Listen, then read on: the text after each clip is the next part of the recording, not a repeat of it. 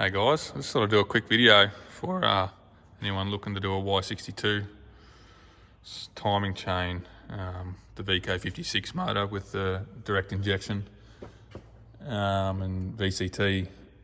So I looked for info myself, and yeah, I could find the basic timing chain instructions easy, but actually like someone doing the job with a run through and what's involved, how to, not so easy to come by. So about 20 hours OEM tell you that they can do it in, and the videos I've seen, they remove all the air conditioning, the compressor and everything like that. Obviously gives you better access, but can confirm for you, you do not need to do that. I got the radiator out, although it was a pain in the ass. We did get it out without damaging anything and fully charged the aircon still. Got the rocker cover off, no worries. Obviously got to pull the harness back, unplug. Intake manifold does have to come off for the plunger type fuel pump that sits down here. There's a hard line that runs down to the fuel rail that needs to be taken off as well to get the timing cover off.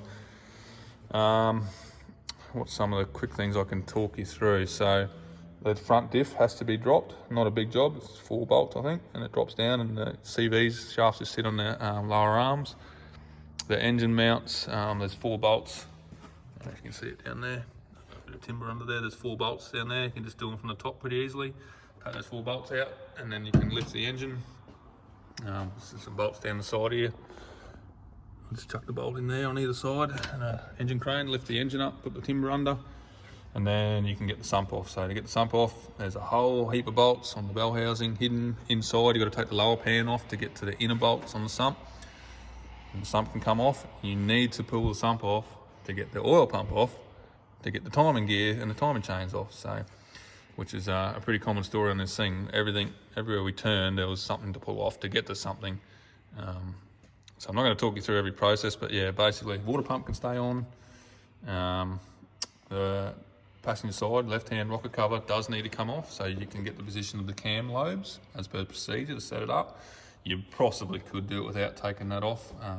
If you've done enough of them, you'd know where the cam positions were, but my recommendation is take the rocker cover off so you can see your cam positions.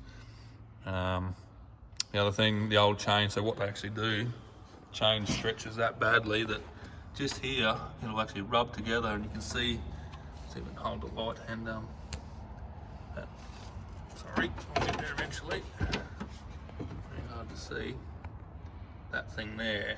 That thing, zooming in on it, it's like a little oil post that squirts oil onto the chain. So the chains actually get that close together that they rub together, and they also rub into the bottom side of that, chew it out, and then obviously put metal in the crankcase. So we did find some metal in the filter when this thing come in, but not bad, not really bad. And I don't think we'll even dig any further in checking bearings or anything. I think it's pretty good. Customer heard the noise and did the research, and it makes like a squealing noise. We did just drop the fan belt off just to 100% confirm the squealing noise was coming from the chain, and it was. So yeah, but mate, the amount of hours that go into this thing's going to be huge. So I suspect all up will be more like 30 hours, but I'm okay with that. And use it as a learning curve as well. Yeah, parts wise, so I got a bit of a stitch up there. In Australia, we got them from a company called Nasons, and they said, yep, definitely the right ones, but they're actually for the Infinity 5.6 VK56, which doesn't have this extra lobe for the fuel pump. So it was the wrong chain and wrong guides and everything. It was a proper stuff up. So anyway, luck as have it, we were able to get genuine stuff from a company called Patrol Apart in Melbourne in Australia. So they're awesome. We're in Queensland, and the parts were here the next day. Really good price, and they send the complete kit with all the gear in it and all the O-rings. So your front seal, and there's a heap of O-rings in the timing cover. So they've got a kit done up. Also that little squirter thing for the oil. So yeah, speaking with those guys, they very, very rarely sell gears, and we inspected the gears and all the chains were pretty buggered. The gears are okay. So we did opt not to do gears on the timing, on the camshafts. New tensioners, new guides, new chains. And yeah, that's sort of what's involved. But yeah, you've got to just step-by-step process, go through it. My biggest advice to you would be just take your time and look for the timing cover. I reckon about 3 times I went back and found bolts that were inside once you to get everything off and sort of, yeah, it's a bit of it. You got to work your way around slowly with like a thin screwdriver or a fox wedge or something just to drift it out slowly, because there's no gaskets in the front. It's all gasket goo. Same with the sump, it's all gasket goo. There is a gasket on the rocker cover. I'm not going to replace that because it's in pretty good nick. We're just going to pull it off and redo the gasket goo in the corners. This thing on top here, I think it's like a cam BCT, some sort of, I don't actually know, to be honest with you. I'm not even researching it, but to get it off, to work out how to get it off, it looks like this one over here. It's identical things. It's got the gasket around it and everything like that. So to get that off, before you put a rocker cover, there's 4 bolts there. You've got to undo, go around it 1, 2, and then 2 on the other side. So you pull those 4 bolts out, and then that just pulls out. And then, just to keep it, I didn't move the cams once I got that out. Or did I? Maybe I did. I don't know. Anyway, I'm not going to worry about it too much. I did mark it, marked everything where it went, and took photos. That's the other thing. You always take photos, lots of photos on your phone. But yeah, that little thing there was a bit of a, what's going on here? So that was one of the things I couldn't figure out for a bit. Other than that, yeah, the manifold really easy to get off. One wire up the back there, on the back of the manifold, and obviously just bolts straight down in there, either side. Just a piece of cake, couple of vacuum lines on top for your PCV and whatever. Yeah, it come off really easy. Obviously they've made it that way because the starter motor's hiding in there. So didn't do the water pump, so I figure it's pretty easy to get to if we need to do that at a later date. Trying to save the customer a few bucks. Thermostat housing thing, obviously easier with it out of the way, so we took that out. But yeah, other than that, I'm not even going to show you underneath, but oh, what else did I do? Actually, I will show you. The bolt for the driver's side engine mount's difficult to get to, so I actually undid the steering shaft on the upper knuckle. See, I've just got it tucked up there, but the actual steering shaft to the rack, undid that. Also, keep some mongrel bolts up on the side here for the what is on that side? Must be power steering. Yeah, power steering pump, bits and pieces. Heaps of little clips and clamps and things. There's also, I haven't researched it. Someone will probably tell me in the comments. These hoses here, they go up to the shocks on the top. I don't know enough about them to go cracking into them, but getting all that loose, all those P-clamps off on both sides, little clamps off, so you can actually move those. There's a hose that runs across underneath to the other side, but so you can get the actual sump out. So there was a fair bit of mucking around and fiddling around with that. Inner arch, took that out too. This inner plastic arch and inside the guard, took all that out to get access through to those power steering bolts and the mount. Yeah, obviously wheels off if you've got a hoist. I'm just using a scissor jack on this one because the other hoists are tied up, but that's been good enough to do it. Just lay on the creeper and get under there and get into it. Any special tools? Talks about a crankshaft locking tool.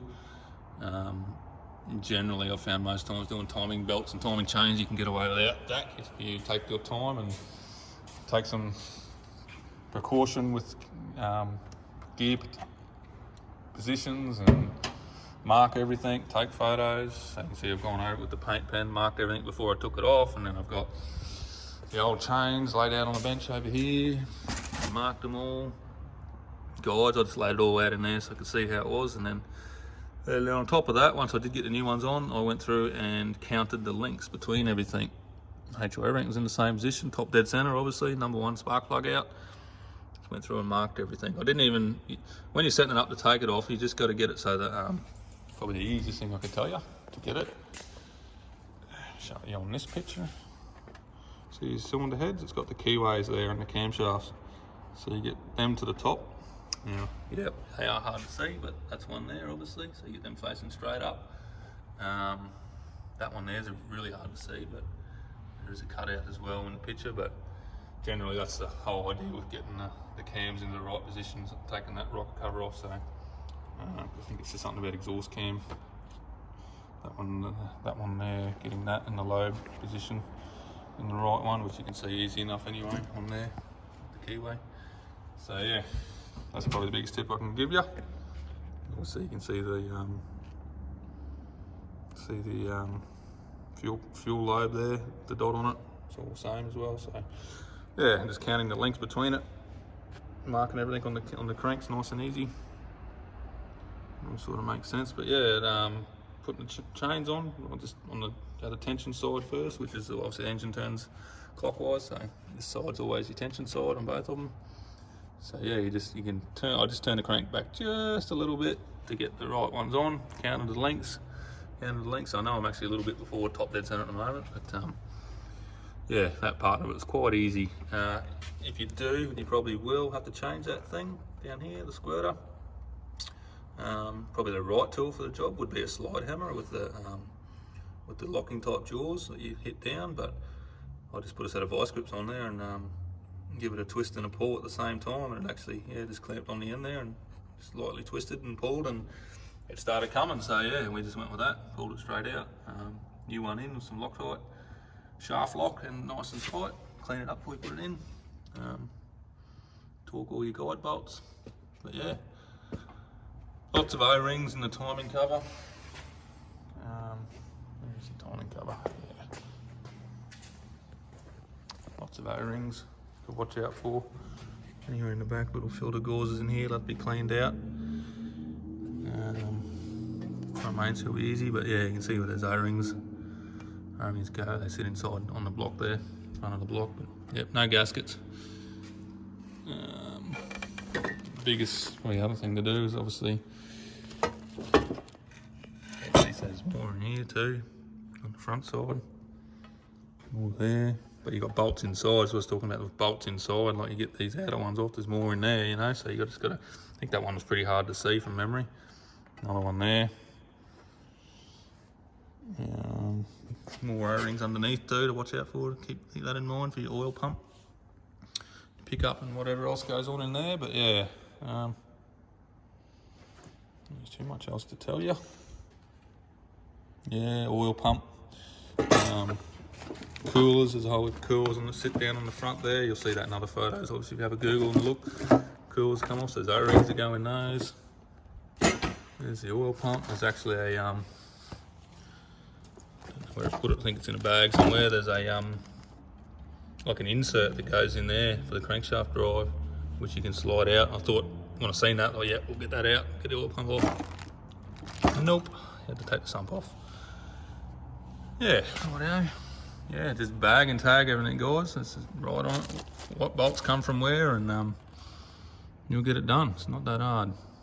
Just time consuming. Time consuming. Anyway, hope that helps somebody. We're on the path to putting it back together, so I'm pretty happy. Yeah, you can see what we've done there. Airbox out. That battery, couldn't get the battery box right out because the bolts are seized on the bottom, but yeah, all pretty straightforward. Hope that helps. Alright guys, cheers, see ya.